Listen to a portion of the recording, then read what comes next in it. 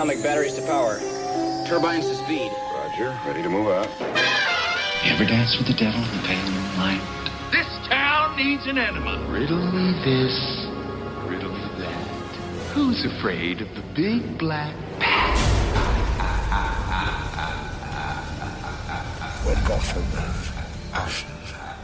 You have my permission to die.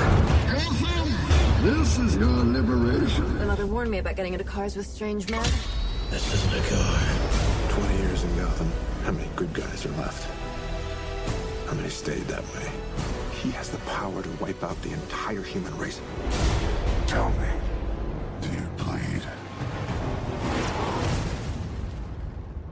You will. I want you to tell all your friends about me. What are you? He's a silent guardian. A watchful protector. In the dark night. I'm Batman. Let the games begin.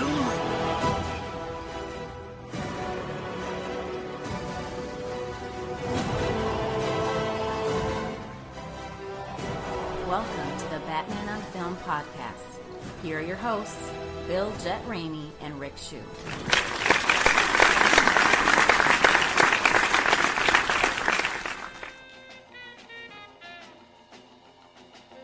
Hey now. Hey now. Hey now. Is that what you said off mic you're throwing at me? Is the hey now? No, something else. But I just thought about it when I gave out that hey now. Hey now. You know the origin of hey now, right? Because people email me. I know you're not talking to me about that. You and I are both big Howard Stern.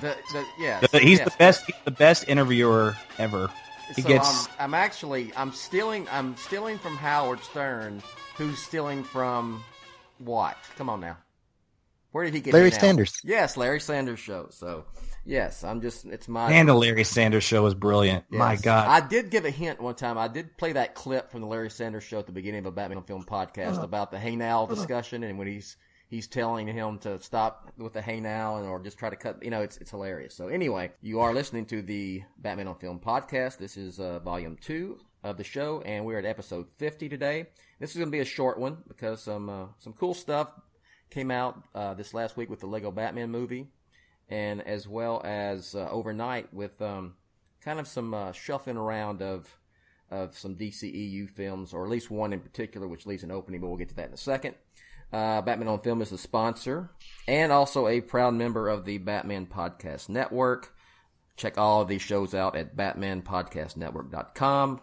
I am the host and founder of Batman on Film, which Batman on Film is the greatest Batman website that has ever been created. Everyone read of that, right? Yeah. Okay. It is, and I'll tell you why real fast, because you or we do not clickbait BS, or we're not spoilers.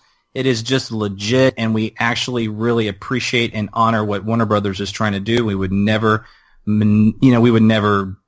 What's the word I'm looking for, guys? We would never disrespect that. All the clickbait, all the clickbait nonsense out there and everything. It's a beating. Anyway, for more information, click the link at the bottom of your screen. So, yes, I am Bill Jett Ramey, and my co-host is here, Rick Shue, of course. Rick, I'm throwing it to you because really we're here today originally because you did your Star Wars podcast. So, talk just a second about that and tell everybody who's with us, because we got Justin and Ryan are here, but I'll let Rick. Justin and Ryan are with us. We just actually wrapped our Star Wars podcast, which went for almost 2 hours, which I wanted it to be just an hour and a half. But man, the conversation was so good, and didn't help that we did a 45-minute introduction. I don't care. It was good radio. It was good talking to everybody. But we're joined today by HuffPost film critic Zaki Hasan. And Zaki, what's up? Hey, how's it going? Hey. We actually just did this, so we're going to just pretend like we're doing it for the first time. Zaki's back. And then my good friend Bryan Chatlien, who now this is actually now your second podcast with us. Second podcast. Imagine that, all within the same day. Bryan is a good friend of mine. He's an actor, photographer in the Dallas area from Alaska, and he and I have been friends now for 16, 17 years, and he's an all-around awesome guy and professional geek. So he's with us. Hi, Bryan. Sweet. Hey, how you doing? Doing well, thank you. Justin, Ryan, what's up? How's it going? Yo. Okay, Bill. So what are we talking about, man? There's a lot of crazy news that has come out. Well, the cool thing. Let's start because you did mention Lando Calrissian. Did I say that right? Because I'm not a great Star Wars. Yeah. Okay. Yes. The actor who played the character in Star Wars also played Harvey Dent in Batman '89, and that would be Billy Dee Williams. Billy Dee. We found out this week, I think a fan asked the director of the Lego movie, said something like, please tell me Billy Dee Williams is voicing Two-Face in the movie, and he said he is. And then that was, that's cool in itself. But what's even cooler is they released that poster, that new Lego Batman movie poster, and you see Two-Face in it. It looks just like Billy Dee Williams, which is from Batman '89. Yes, it's both brilliant and hilarious at the same time. So, Zaki, did you see that? I haven't seen the image. I'm Googling it now as you guys are talking. I'm Googling now. I'm hearing mouse clicks. Pull it up. It's amazing. It's what he would have looked like in Batman Returns if Tim Burton decided to actually make it. The pencil mustache on one side and everything. It's just, it's awesome. Justin, He's got the scarf. Yeah. And the scarf's melted on the other side. Yeah, it's just, it is like unbelievably fantastic. Yeah.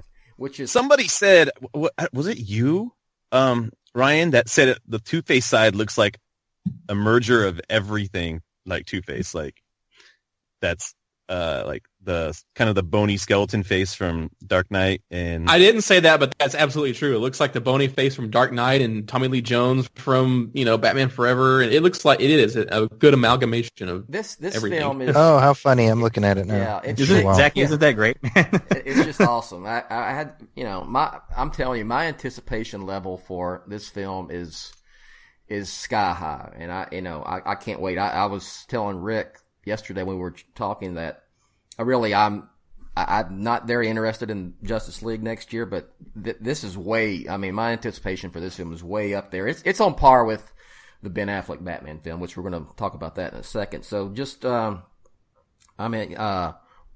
you were really you gave me the heads up really because you tweeted it first. What was your thoughts on the Two-Face Billy Dee Williams Lego version of the character? Yeah, well, I mean, it was really cool to hear that he would be voicing Two-Face, and I'm like, oh, that is so clever, that's so smart. But the fact that it's obviously been in the works for a while because they released the poster almost immediately after that, and I was so glad to see him, and not just it's a perfect example of how much these filmmakers care about what they are making with this movie. The fact that they got Billy Dee Williams, who played Harvey Dent in Batman '89 and was never able to, fulfill his destiny of becoming Two-Face, now gets to in the Lego movie, which I think is just incredible. And just it kind of honors the character, honors, what's come before, and it's all going to come together in this Lego movie. I think it's just going to be a fantastic love letter to all things Batman. I was about to say it's got to be the biggest love letter to Batman and Batman history that we've ever seen. So, anyone else thoughts, Justin? We have enough problems in this city without worrying about ghosts and goblins. I always love that. I hope he says that when he says that. It's hilarious. No, man, he's the coolest, man. Billy Dee Williams is the coolest. Yeah, when you always hear that story about him not getting the part in Batman Forever, I'm just because he like took the part of Harvey Dent, thinking, oh man, I'm going to get this really meaty villain role later on, and him not getting it, that's like a heartbreak. So I'm happy for it. I can't wait. But at the very least, he got paid to not be Two-Face. Yeah, that's true. Yeah, but that's okay. Did he? Is that accurate? I didn't know that. Yeah, they had to buy out his contract. Interesting. Yeah, because he talked about that in an interview. He's like, they paid him money to not come back. What if it's like in the Lego Batman movie that Billy Dee Williams voiced the Harvey Dent side, and then Tommy Lee Jones voiced the Two-Face side of the character.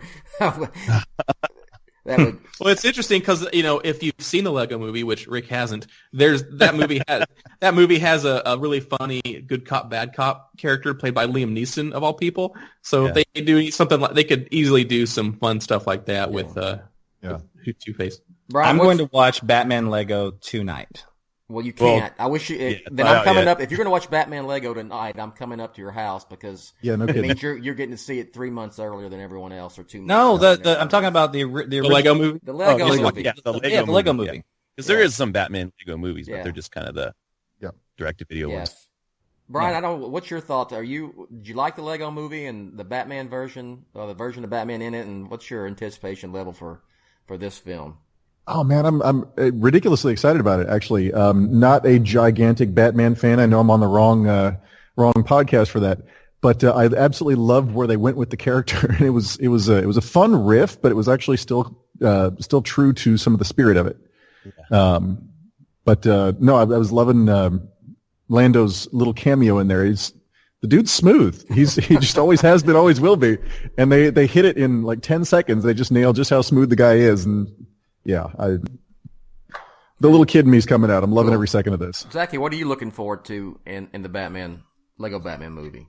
Well, I love I love the character. I love the depiction of the character, and I think what's amazing is I don't know of any other pop culture character you could do this with other than Batman. Mm-hmm.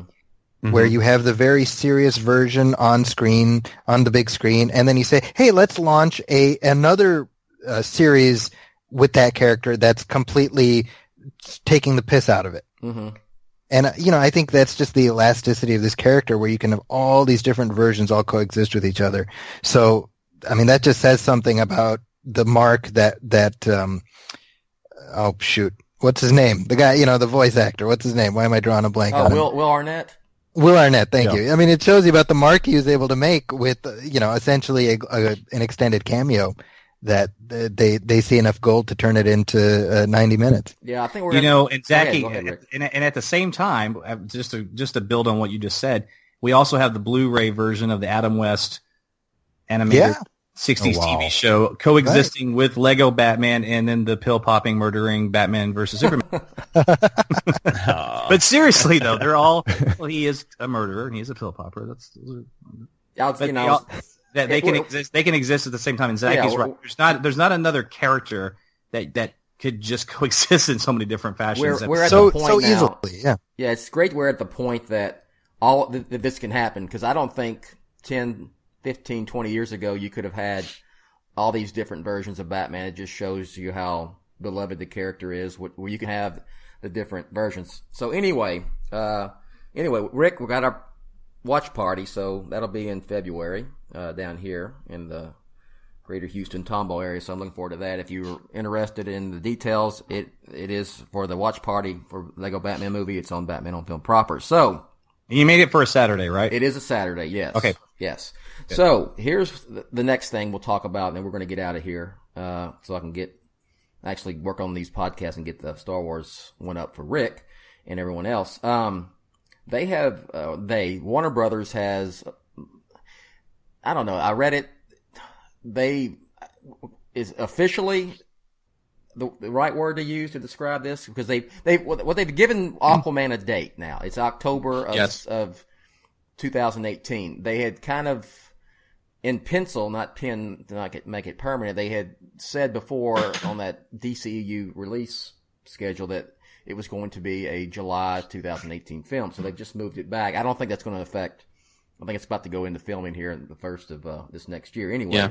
But that's not what's really the interesting part. It's the fact now that there's a July 2018 opening in Warner Brothers' schedule, and that's like July 2018, that's like their prime release date.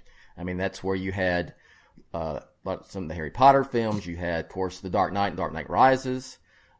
Inception was a July release. What am I missing here from Warner Brothers on a July release date? There got to be some bigger films than that. So, anyway, anybody? Well, Chris Nolan's next movie comes out next July. Yes. Oh, Dunkirk. Heard about that. Yeah.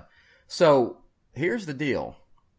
Anybody want to take a guess what they'll probably pencil in? Probably not pencil. They'll probably do it in chisel it in stone. Permanent marker. Yeah. The Batman. Yeah, it's got to be the Ben Affleck Batman film. So not Wonder Twins. I'd love to see a Wonder Twins movie. So what? I mean, Rick, what's your thoughts? That's got to be it, right? I mean, you got Ben Affleck's Batman film about to start filming sometime this next spring or summer, right? Because you've already had several cast members let that slip. So doesn't that make if you're going to start filming next year, July of the following year has got to be the date they're going to release it. So what's your thoughts on that? I think my thoughts are it's going to be the Batman, and just like we've talked about it, I think that Warner Brothers knows that with the lackluster response these films have received from critics, yes, they've made money, that they know that there has to be a change for this to be sustainable. Mm-hmm. Because there cannot be many more of these films that just kind of don't resonate with audiences and critics. It's not a sustainable. They can't extend this universe with all these films coming out and being in the low 20s in Rotten Tomatoes, and for the most part not hitting expectations from a box office point of view. So Batman is their cash cow. I also think that they know that if too much, and I've talked about this, and it's my opinion, but I believe this, if there's too much continuing negativity around these movies, Ben Affleck is an artist. He will bail. He'll say, I can't, I'm done with this. And because his Batman is forever tied into this universe. You can't escape that. They can't just reboot Ben Affleck as Bruce Wayne Batman and not it be part of this universe. This universe has a lot of improvements. It has to take place. So I think that getting him to do this film now, getting it on, if they do, we don't know for sure, but that's our guess, getting this written in marker, it's on the schedule. They're talking about pre-production. They're in meetings. There's a script, etc. is smart. And let's focus on the thing that we know will work, which is, first of all, audiences love Batman. That's that's been proven time and time again. And nobody, no matter what your thoughts were on BVS, even if you hated that film, I can't sit in front of somebody and they just say that Ben Affleck was terrible in that movie. I don't understand how somebody could say that. He was fantastic in that movie. It doesn't mean the movie's good. But as an actor, and he embodies the character, and he is passionate, and he cares, and he wants a Chris Nolan Batman film. He wants it, and that's the thing that has. In terms of critical success and box office success. Of acceptability, something that transcends through time, not something that just made money at the box office. Because in 20 years, nobody's going to be talking about Suicide Squad. I don't think in 20 years anybody's going to be talking about BVS. I don't. But in 20 years, people are still going to be talking about The Dark Knight. And in 20 years, I want people to be talking about the Batman. And Ben Affleck wants that as well. And there's something about that drive that he has. And I just know, I don't know him personally, obviously, but I just know. It's who he is. And so the fact that he's going to direct it and he'll have so much control over it, I think is an amazing thing for us as Batman films, and it's the best thing that the DCU can do to put it on. I don't even want to say back on track, because I don't know if it ever was on track, but put it on track. Well, just playing devil's advocate, Zaki, let me ask you this: let's say that Ben Affleck's Batman film does get that July 2018 release, and then of course you've got Justice League, which is basically Batman and the Justice League. It's in November of 2017. Is that almost a little more than a half a year gap between two quote unquote Batman films? Or is that too soon, or is that probably a right amount of time? What's your thoughts on that? Well, I think it's probably hard to say until we know more about Justice League, but certainly what we've seen from Justice League leads me to believe they're moving in the right direction tonally. And so assuming that there's a positive response, let's take that as for the sake of this conversation, that fans overall like it and it's not utterly demolished by critics the way BVS was.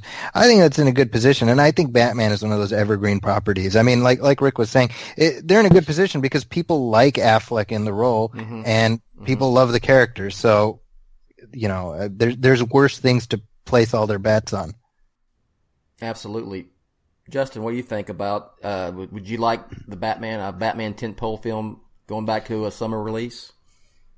Yeah, I mean, I want a Batman film anytime. Yeah. So, but if it's in summer, it just feels right to be in the summer, right? With a Batman film. When I think it was Dark Knight was the first one to hit July, that was almost weird because Batman's always been like around June, like that third week of June, and so June feels right. But in the end, summer feels right. But Batman always feels right. Yeah. I don't even know what that means, but I do. That's awesome. Yeah. Anytime Batman. Ryan. Yep. Well, the first thing that I thought when I heard the news was like, oh, well, there you go. There's the Batman's release date. But there are a few scenarios that have varying degrees of likelihood. I think, scenario one is that the Flash now has a few extra months of production time and could come out then, but I don't think that's likely. We haven't heard about any new director. It's been pretty quiet after we heard that Rick Famuyiwa was left that project. It seems all the rumors we've heard about the Batman filming next year, a summer release date for 2018 makes that sound a little bit more realistic to me. And like you said, I think it's definitely a more reasonable time frame between Justice League and the Batman, if that's the way it shakes out. And here are two other ones that I kind of am speculating about. What if, do you guys think there's any validity to the thought that Warner Brothers could be hedging their bets and just putting nothing there and waiting until Wonder Woman comes out to see what to put in production? Or could they just delay Justice League and make it come out in the summer? Because they've been known to do that before. They've done it with Harry Potter. They've delayed BVS a year too. So I hope not. They've been criticized for that shuffling around quite a bit. Yeah. I don't know if they'll move Justice League. I just for all sorts of reasons. I don't think. I feel like they've been too invested at this point in. I feel if they were getting cold feet, they already would have had it. I feel like they jumped into Justice League and they said, "Damn it, we're going to make this work. We're going to make this movie with Zack Snyder come hell or high water," and they just did it. Yeah. So that to me, and that is not the Warner Brothers of yesteryear, the way they would have reacted. So I feel like since they've done that and they've got Wonder Woman, and now we know that's when Aquaman's coming out, I think something should come out. I don't think they can wait. I don't think they can wait on Wonder Woman in June and then say, okay, let's go ahead and go in production on something to get it ready, and give them a year to make the film. So I think they're going to. I think they've already decided what they're going to do, and I believe it's the Batman movie. So I hope so. We'll see. Rick, anything else you want to discuss this afternoon? Oh, I want to ask Bryan. Bryan, did you see Batman v Superman? Oh yeah. What'd you think? Because we've talked about it a little bit on this show this last year, just a little bit. Just a little bit. we had one or two conversations about it. We more just referenced it, but anyway. Well, okay. So speaking, shoot straight. That's all you had to say. Yes. Words. Okay. So that I worked with Marvel for a long time. So of course I was deep into studying the Marvel world and Marvel universe, Marvel everything else. I have been rooting for DC to do in their cinematic universe what Marvel has done with theirs. I've been hoping for it. I've been waiting for it. I'm not seeing it yet. They keep missing the mark. And it's like they're so close and they're almost there, and then something about it just doesn't, like Rick said, it's not resonating. Yes. So Batman v Superman, it was good. Honestly, I love the actors. I love the characters. I was surprised at how much I actually really liked Ben Affleck as Batman. I wasn't expecting that. I'm still thinking back in the days of working with Kevin Smith. Is still who I think of when I think of Affleck, and I got to rethink that because man, he went dark and it was beautiful. It was beautifully done. So I'm eager to see the Batman. I would love to see that. Rick, you mentioned wanting to make it resonate. What about the Batman? Ben Affleck's The Batman would resonate. Do you think? Well, what would you like to see? What I would like to see is something epic and something cohesive. And I think that's what's missing right now with these Snyder films. They're epic in ambition, but at the end of the day, they're a bloody mess. And I'm talking about Man of Steel. That is my favorite film of the DCU, by the way. It's the best one out of all of them. But the last half hour is exhausting. Suicide Squad is a nightmare. BVS it's borderline a nightmare. Okay, so when I think about nightmare with a K. Yeah, when I think about when I say resonate, what I really just mean in just kind of simple layman's terms is just I want people to like it. I want people to want to revisit it, talk about it in a positive way. I don't want it to be the butt of jokes. I referenced this and a couple of other podcasts, but there was a moment in one of the presidential debates where Pat Oswalt tweeted, any minute now, Donald Trump is going to blame Hillary Clinton for Batman v Superman. And I thought, and I thought, wow, that's where this movie is now. That Wow. it's a punchline. A lot of jokes. Yeah, and because it's a mess. So when I say resonate, really, I just mean I want people to like it. And then from on a deeper level, what I mean by that is I want it to be one of those films that we talk about for years and years and years, whether it's Richard Donner's Superman, whether it's Spider-Man 2, whether it's The Dark Knight. That's what I want. I want it to be epic on a grand scale, and I want it to transcend. Well, here's a common denominator in all those films. I know, at least for me, is that I cared about the characters in those films. Yes. I don't, and even as much as I liked, I've been on board. Y'all know, if you've been listening to this podcast, you've been reading the site. I've been an advocate of Ben Affleck as Batman, and really Ben Affleck directing a Batman film, even when Chris Nolan was still directing the Batman films. I thought he would be a great successor. But is there the way they presented him in Batman v Superman, and as much as people liked him in the role, do you think they've missed an opportunity to make the audience really care about that Batman or that Bruce? And really, it's not about Batman; it's about Bruce Wayne. It's about caring about Bruce Wayne. Here, I'm going to jump on that if you don't mind. And here's what scares me. The short answer is no. And I'm not confident that Justice League is going to change that.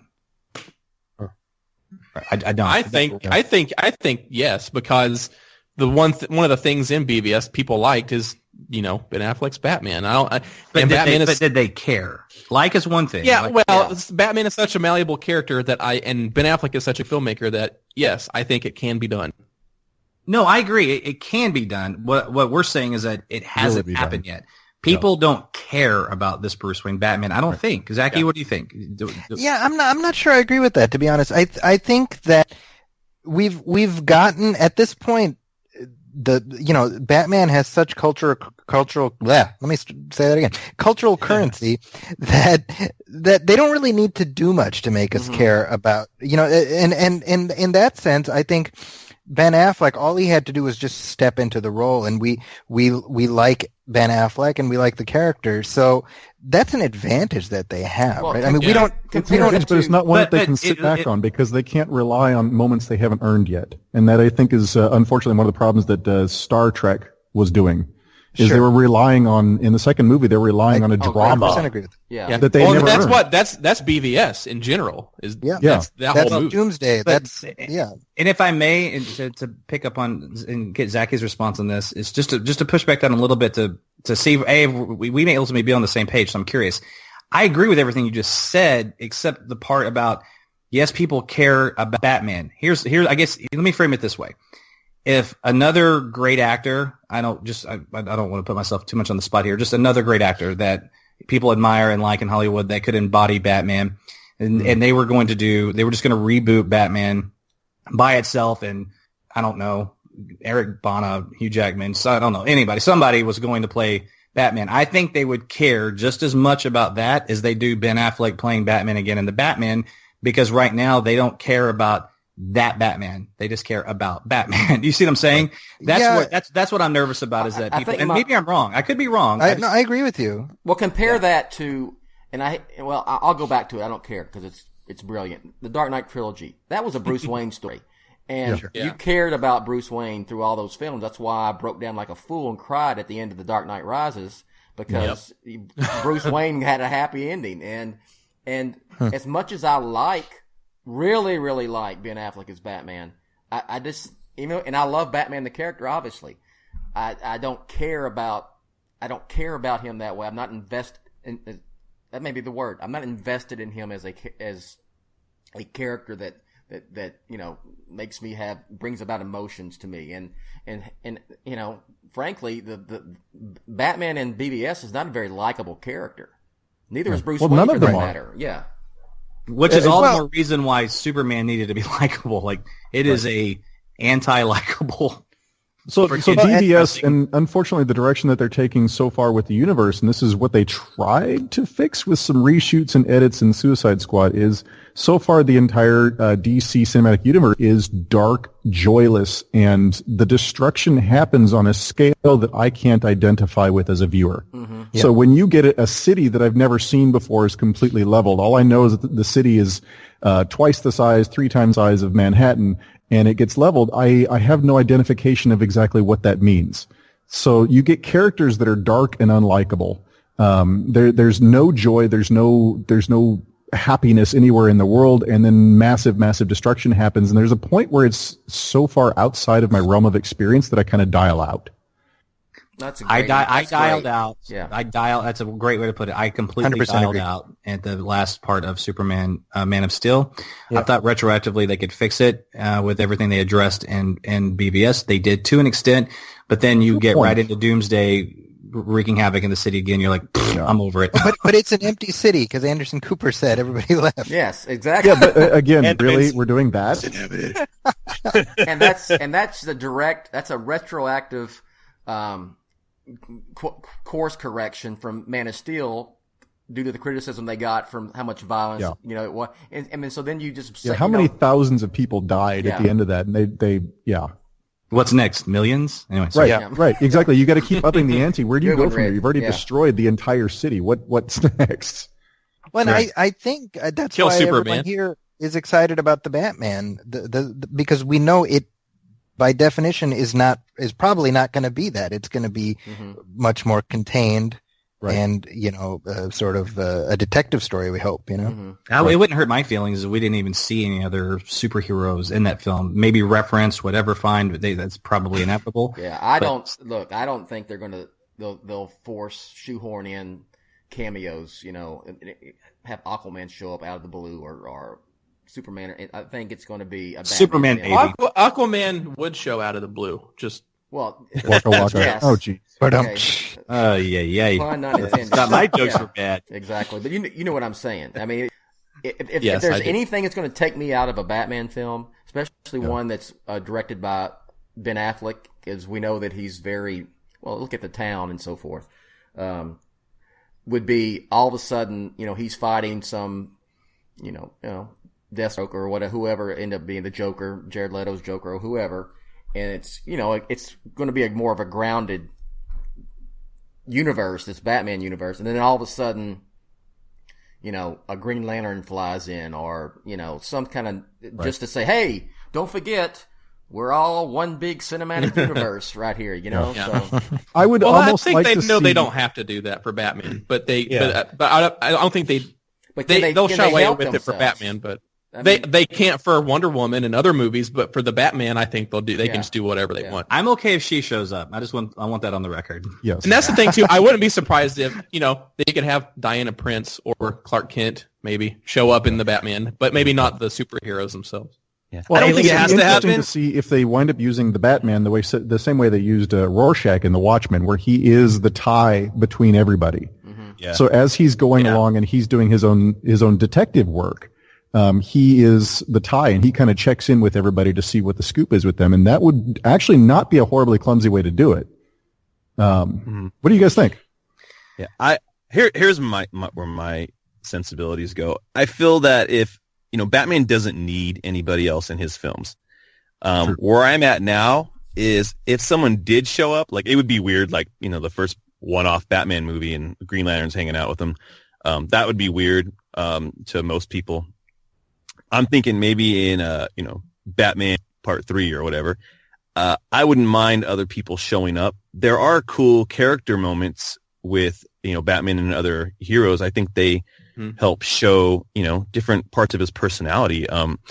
Just speaking about Green Lantern, there was a really cool issue of the Jeff Johns run where Hal Jordan and Batman are talking about fear, and it brings out different parts of the character. Yeah. But it is weird. But that's what you can do in Justice League, though. Yeah. Yeah. Well, exactly, and that's where my point would go. Is like it makes more sense to keep it there, because those interactions are great. Hal Jordan and Batman have such a cool dynamic of Hal Jordan not scared of anything, Batman trying to scare everybody. And so it's almost like he picks at him a little bit. So I look forward to seeing those types of interactions because it just brings another level to Batman when he's no longer street level and he's dealing with all these other personalities. It's cool to see how he reacts, but I prefer him street level. I like him in different situations because you're like, oh, how's Batman going to figure that thing out? Because A, he's freaking Batman and he will, and B, when people are uncomfortable, that's where he's freaking Batman and he will. Yeah, he will. Because I'm Batman. Yeah, and see, because he's Batman. But it's cool to see how is he going to, play out in this situation. Yeah. And I'm sorry. Go ahead, man. That was the end. Oh, the end. Okay. So we talked about this, guys, on a podcast last week, and I wanted to get Zaki and Bryan's thoughts on this as well. So, guys, this is what we, the BOF guys, said regarding Justice League a week or two ago, whenever it was. None of us are, I think Bill and I are less excited than Justin and Ryan. Fair to say? Yes, no? Yes. Moving on? Okay. Yeah, that's fair. Right. So we're less excited, but I'm probably a little bit more optimistic than even Bill is. But at the same time, we all agree that this is going into, we're entering this film that's a problematic universe. And I don't mean problematic within the characters. We're talking about the filmmaking, obviously. And what we said is, look, one of the problems with BVS to us and Batman really being in this universe now where there are aliens, there are godlike creatures, is that it just doesn't work. Fine, Justice League comics, it can work and can work in animation, but it doesn't necessarily translate to film.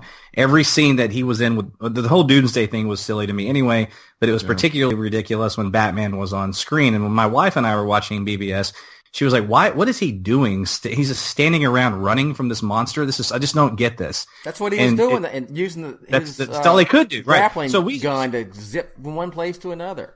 Right. So, Zaki, this is actually what I said. I said, look, let's take this in a positive way. Let's go down a positive road here. I think that there is an opportunity for Zack Snyder and the filmmakers to say, look, we understand a lot of the complaints with that. So one of the reasons why Batman is actually the person assembling Justice League, I think, could work to offset his purpose. That gives him a purpose. Because without godlike powers, he's not serving a purpose with these other people with godlike powers fighting godlike demons. It doesn't work. Yeah. So that gives him a purpose.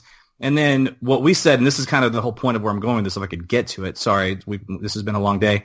But is every time there's something supernatural going on screen, Batman's not there. And you can have all the battles you want with Superman and whoever, right? Zod, what have you. But Darkseid. Darkseid. Which is coming. You cut away, and Batman is doing something grounded, whether it's detective work, whether it's hunting down the Joker who's going around killing people or whatever, and keep those separate. And I think you can pull that off. And if they choose to go down that road and then they make it work, I think that this could make more sense. Zaki, what do you see? Does that make sense what I'm saying? Do you have any thoughts on that? Well, I mean, I think if you're talking about in terms of making it believable that Batman exists in this world, is that? Yeah, essentially that he has a purpose with these guys. Because once this is a live action film, Batman next to the Flash, even Aquaman, Superman, especially Wonder Woman, it doesn't work for me. But they can make it work. They just can't. I can't have Batman running from Doomsday again. Is my point. Yeah. I mean, I think you're going to be getting that. I mean, I don't see Batman not fighting Darkseid or being involved in a direct way in that fight. I mean, it's kind of like in for a penny, in for a pound. Now that we're getting a Justice League, that's what's going to be happening. And so it's like that's one of those conceits that we're just going to have to swallow. It's it's people have bought it in the comics for decades and in the cartoons, so it's going to happen in the movies too. How about if they went the direction of basically making him a general, so that rather than being in the fray and running from the guys with the powers, he's the one who's organizing the entire thing from the sidelines, which still is his power. That is what he does. Exactly. Yeah. That's kind of what exactly what I'm saying. Yeah, and that's kind of what he can do. I think the point is they just have to be a little bit smarter about it than they were with BVS. In BVS, Batman, theoretically, he could have been looking for the spear while they were fighting Doomsday, and then Batman shows up at the end. Or in Justice League, Batman can show up at the end and fire an Omega bullet at Darkseid or something before he gets blasted back in time. So... Oh, God, I would... Oh, please. No. Please no. But I had to get that in there. But that's the thing. I just heard Darth Vader at the end of Sith. No. See, I don't think Zack Snyder has that level of. I think for him, wouldn't it be cool if Darkseid and Batman fought? Yeah. Well, that's how BVS was made. Wouldn't it be cool if Batman and Superman fought? So Zaki, they have to be smarter about that's it. Exactly that's why we've got what we've got, because that's the way Zack has worked on these films. And what would be cool? I mean, yes, that's right. That's why Jimmy Olsen is dead. Because that drives me crazy. Now, Zaki, on that note, do you think that in some ways that Snyder has been? I hesitate to say sidelined because he's obviously the director, but don't you think that he's been, he's on a little bit of a leash right now? I think so. I think that's a fair assessment. I mean, so maybe he can't be as Zack Snydery as he has been in the past, and hopefully that could. I think the mere fact that they went from 2 Justice League movies to 1, and retroactively they're like, we never said 2. Yeah. I think he's being kicked upstairs. Well, his leash is about 2 inches, and it's Jeff Johns and Ben Affleck holding it. So. Yeah. We've heard that, from, Neil Turitz and some other people we've had on that, Zack Snyder has, in his own words, Zack Snyder's made an adjustment. He's kind of cracked the code, and people seem to like it. It's happening, and I would like to believe that. Well, the movie is being directed by Zach Affleck. We know that, right? We said that. Is it now Zafleck? Are we doing this now? Zafleck. That's a great one. Zafleck. All right, guys. I think that's going to do it for today. Rick, plug something. We'll just run it through again real quick. Yeah. So, and that's another thing. I could treat this like a separate podcast. So, guys, when you're listening, we just wrapped our Star Wars podcast and we rolled into this one. So, sorry for the lazy-ass introductions. Lazy introductions I did earlier. So, Shoe Rick, SHEWRICK. Just follow me on Twitter. I have the Little Fun Batman on Film offshoot Facebook page, Batman on Film Shoes. Look, if you're going for earth-shattering stuff, go ahead, just stay away. If you just want to go and have a little Batman fun, come over into the site. And if you're into politics at all, Left Shoe Politics, and you can find our podcast on iTunes, YouTube, etc. All right. Cool. That's all I got. All right, Zaki. Look for my 2 podcasts. I have the Movie Film Podcast that I co-host with Bryan Hall, and the Nostalgia Theater Podcast featuring regular interviews with filmmakers and fans of the things we love from days gone by. Very good. Bryan. Hey, I am a photographer and an actor based in Dallas, Texas. Got a feature film coming out called Leaves of Autumn, and I've got a Instagram. It's Chatlien Photo. Check me out. Very cool. Ryan. Follow me on Twitter at SMB_Ryan. Follow the other podcast I'm part of, the Everyone Loves the Drake podcast at ELTD Podcast. And leave the BOF podcast some iTunes reviews also. And last, but certainly not least, Justin. Yeah, I'm on Twitter, J_Rocka. I like to talk with people on there. That's always fun, talking about nerdy stuff, going back and forth. And I have a podcast called Let's Go Podcast, and we do that maybe twice a month where we talk about pop culture, have a beer to start it off, and I do that with my best buddy, Kelly Cairns. And it's fun stuff. Hey, on the note of beer, I'm going to plug one more thing, and I haven't been plugging it lately. If you live in the Dallas area, or if you're coming here on business or whatever, please go to my bar, Nickel and Rye in Uptown Dallas, and let me know that you're coming. You can tweet me, or you can email me, rick@nickelandrye.com. All right. Free drinks. And they do very good old fashions. We do. Brian likes our old fashions. Been there several times. I got to get there, Rick. Next time I come in Dallas, we're going there. Well, if you quit staying in BFE when you come out here, well, I stayed close to the stadium, so anyway. You do. You need to stay at our house, but yes. That's okay. Anyway, whatever. All right. Okay. So one more question: is it stuffing or is it dressing? No, I'm kidding. We already went through all that. All right. Is it Coke or pop or soda? Dr. Pepper. Yeah, or Dr. Pepper if you're in Texas. Okay. Is it Hagar or Roth? How about this? It's David Lee Roth. But let's go around and do one thing. What's your favorite potato chip? Justin. Oh man, Come on. I like Doritos, man. Like what flavor? Like nacho cheese Doritos? Yeah, classic, like nacho cheese, man. Yeah, dude, nacho cheese Doritos and Cheetos are my two favorite. They're good, but I like sour cream and onion Lay's, good too. I like Sun Chips too; those are good. Oh, boo! You're demoted. Bill, Sun Chips are good. Okay, I try not to eat that stuff, but if I had to, and it's horrible, not good for you, it would be Cheetos. Cheetos. And then I have some OCD thing with the cheese stuff on my fingers, and I get bent out of shape. So whatever. Cheetos. Well, Cheetos are like one Cheeto is like 30,000 calories, man. Those are bad. I don't eat it, but if you're gonna do it, do it. I had to. Yes. Yeah. If somebody was holding a gun to your head. I bet Ryan's a Pringle guy. Ryan, are you a Pringle guy? I don't really like chips. I mean, I'm not a chip guy, but if I absolutely had to pick chips, I think I would pick the jalapeno chips from Jimmy John's. Those are good. Those are good. There you go. But doesn't Ryan hate pizza or something like that? I also hate pizza too. Hey, I had pizza last night, Justin. So I'm not a big pizza eater myself, but I've got to have it. We have. I don't like Doritos either, Justin. Okay, Zaki, do you have a potato chip favorite? Like I'm not a big chip eater, but I guess I would go with barbecue Pringles. Oh, ooh, those are pretty off the charts good too. Barbecue Lay's are good too. Brian's a Pringle guy. Somebody here's a Pringle guy. Brian? No, okay. Would it be sacrilegious to say Funyuns? No, those are awesome. I didn't even think of that. Wow, man. Funyuns, that's a good answer. I'm going to say actually either Funyuns or the cracked pepper kettle chips. Oh, those are good too. Although, yeah. I like salt and vinegar, right? But I only like Sluskies. I like that too. Is that weird? Sluskies, yeah. Let's see. If you were in Southeast Texas or Southwest Louisiana, it would be Cracklins. You know what Cracklins are? No. Okay.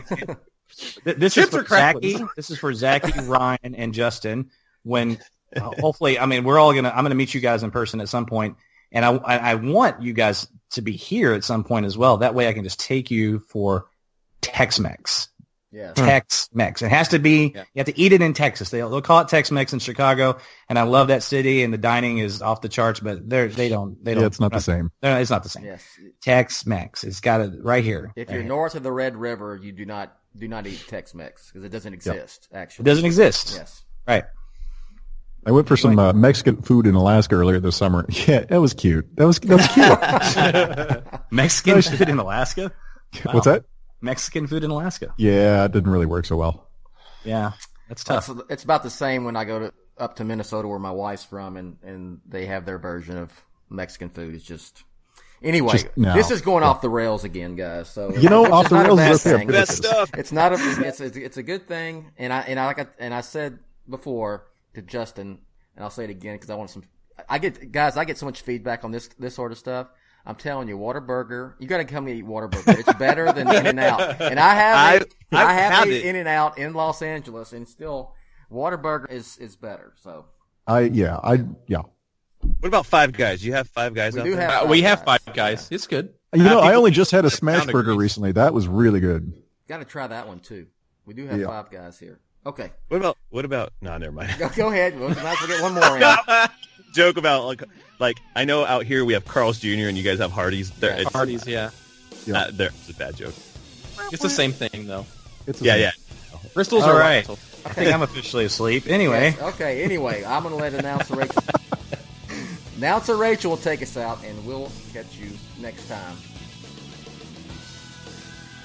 Thanks for listening to the Batman on Film podcast, a proud member and sponsor of the Batman Podcast Network, BatmanPodcastNetwork.com. You can listen to the podcast via iTunes, Google Play Music, Stitcher, Spreaker, and wherever good podcasts like this one can be found. Follow Jett on Twitter at Batman on Film and on the BOF Facebook fan page at facebook.com/Jett.BatmanOnFilm. Email Jett via Jett@Batman-on-Film.com. Follow Rick on Twitter at ShoeRick and on Facebook at Facebook.com/BOFShoe. For Jett, Rick, the BOF Roundtablers, Justin, and Ryan, I'm announcer Rachel. Thank you and good night.